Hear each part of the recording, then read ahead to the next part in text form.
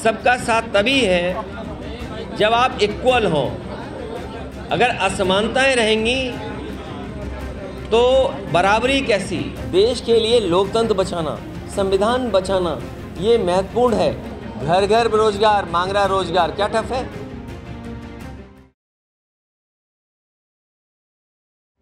चार राज्यों में हार के बाद सपा सुप्रीमो अखिलेश यादव की प्रतिक्रिया भी सामने आई है।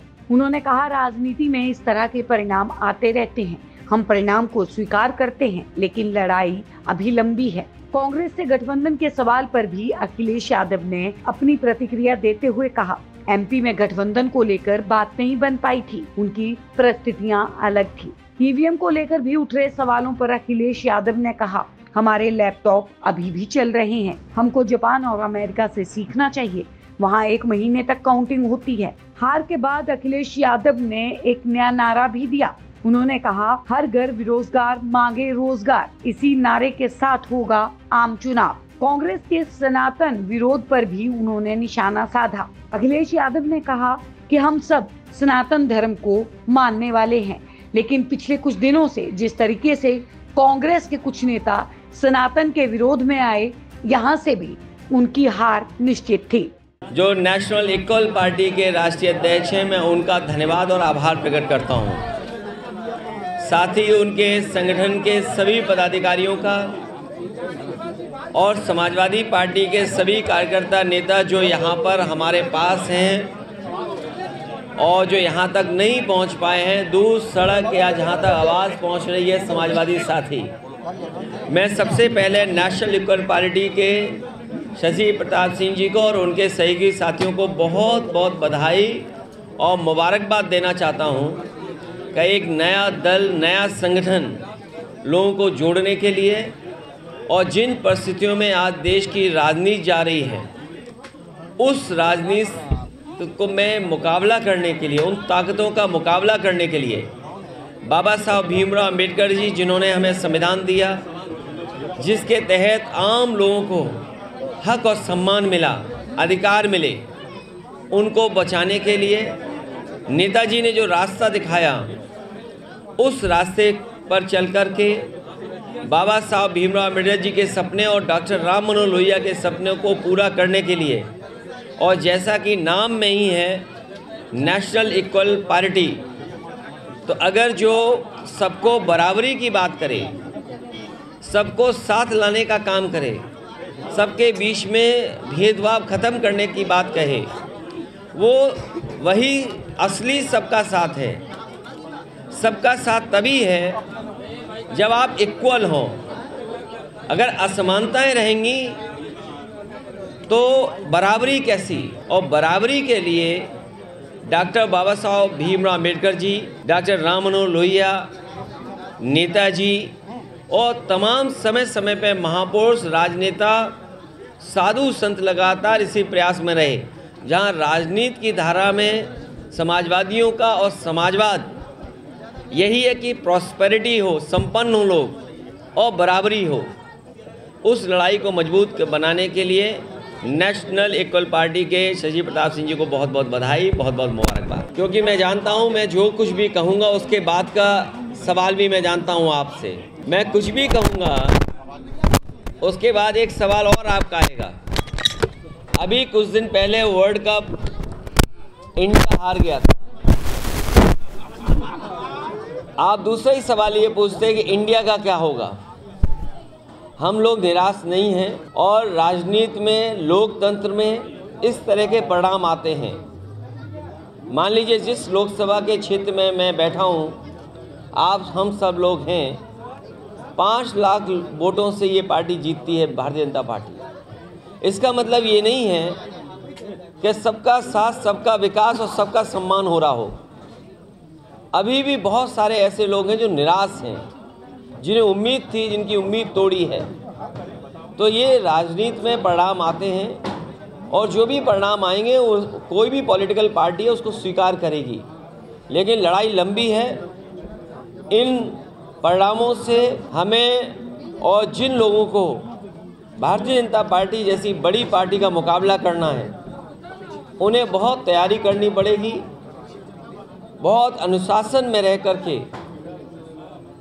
उन चीज़ों का मुकाबला करना पड़ेगा जिस रणनीति के तहत ये इतना बहुमत पा रहे हैं। इसलिए मुझे उम्मीद है कि आने वाले समय में परिणाम दूसरे होंगे। ये बात खत्म हो गई ना, ये बात खत्म हो गई।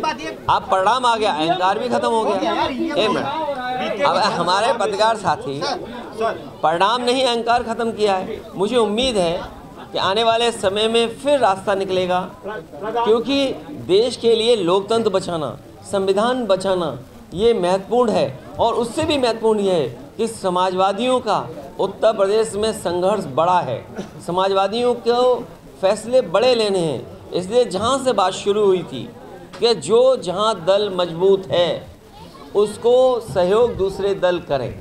हिंदू हिंदू है, सनातन धर्म है, उसमें हार्ड और सॉफ्ट क्या होता है?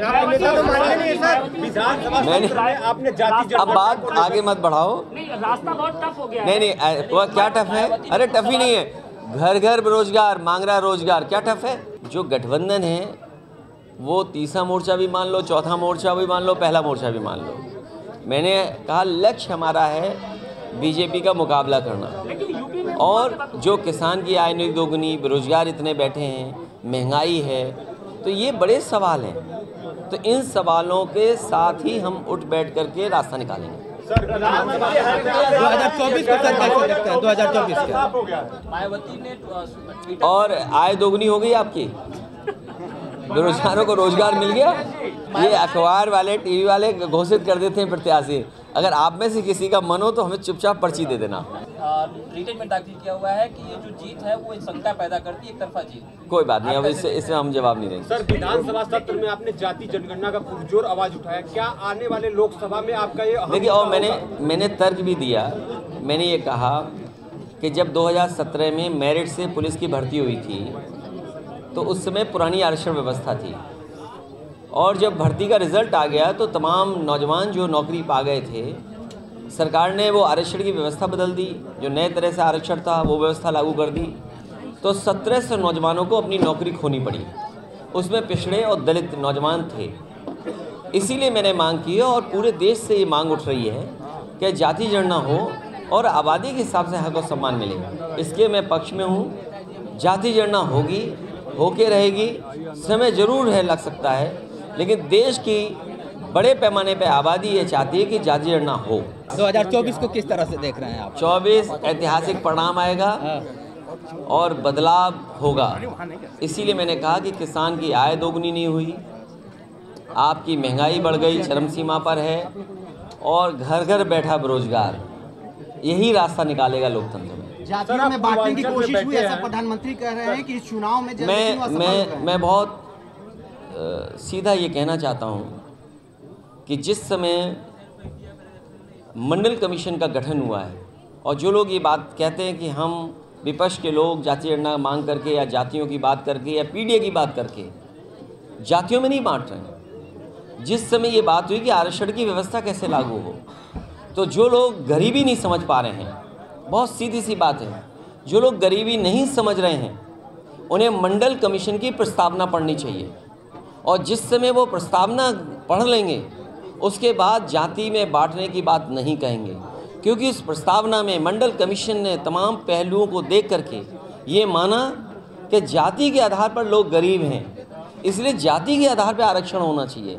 इसलिए जो बात हम लोग कह रहे हैं, अगर बाबा साहब भीमराव अम्बेडकर जी ने संविधान से जाति की वजह से आरक्षण दिया है और मंडल कमीशन ने पिछड़ों को अगर जाति के हिसाब से आरक्षण दिया है, तो जो लोग ये बात कह रहे हैं कि हम जातियों में बांट रहे हैं, और हम पत्रकार साथियों से भी कहेंगे कि आप भी मंडल कमीशन की प्रस्तावना पढ़िए, उन्होंने जात के आधार पर गरीब माना है। इसलिए जो लोग ये कह रहे हैं उन्होंने संविधान और मंडल कमीशन की बातें नहीं पढ़ी हैं, वो पिछड़े विरोधी हैं, दलित विरोधी हैं, और अल्पसंख्यक विरोधी हैं, और आदिवासी विरोधी लोग।